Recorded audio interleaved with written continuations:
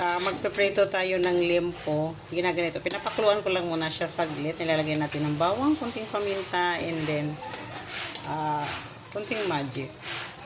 Dahil para mas malambot siya, huwag natin i-diretso sa pagprito.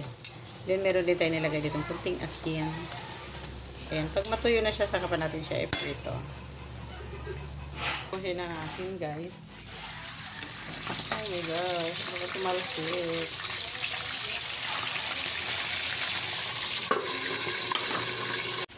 Ouch. Nakakatakot siya, guys. Balik sa yan. Ouch! Okay, ayan na siya, guys. Masyado na siyang tostado.